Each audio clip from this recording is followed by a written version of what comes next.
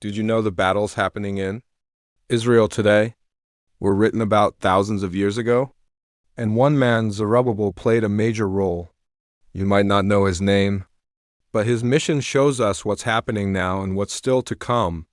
Today, we're diving into the Bible, prophecy, and current events to reveal how the story of Zerubbabel connects to modern day Israel and the end times. Zerubbabel was born in Babylon during Israel's exile.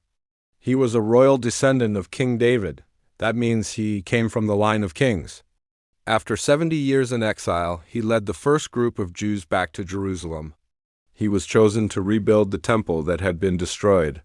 He was not a warrior, but a builder with great faith. Ezra 3-2, Zerubbabel begins the work of rebuilding the altar of God.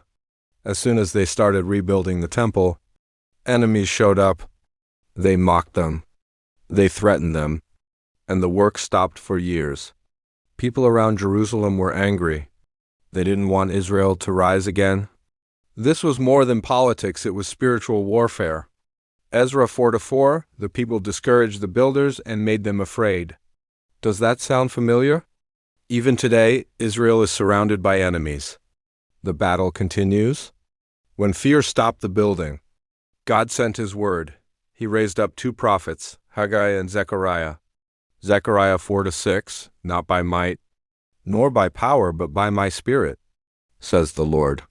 God reminded Zerubbabel that the victory wouldn't come through weapons, but through His Spirit.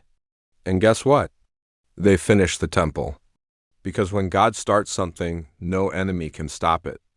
Just like in Zerubbabel's time, Israel is still under attack. But the real battle isn't only about land, it's about worship, destiny, and God's promises.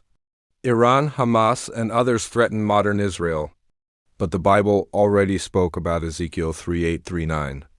The same spiritual battle Zerubbabel faced is happening again. The enemies are different, but the mission is the same: stop God's people from rising. But God is still in control. Haggai 2:23, I will make you like my signet ring, for I have chosen you. In the Bible, a signet ring meant royal authority and protection. God was saying, you're mine, I've got you. God chose Zerubbabel for that time. And God is still choosing people today to build, pray, and stand for truth. You may not live in Israel. You may not be rebuilding a temple, but you are part of this story. Build your faith. Pray for peace in Jerusalem. Psalm 122-6. Trust God's plan even when the world is shaking. Psalm 121-4. He who watches over Israel will neither slumber nor sleep. Zerubbabel faced enemies.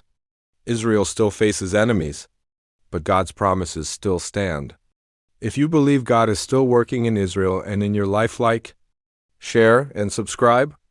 And remember, the battle is not by might, not by power, but by the Spirit of the Lord.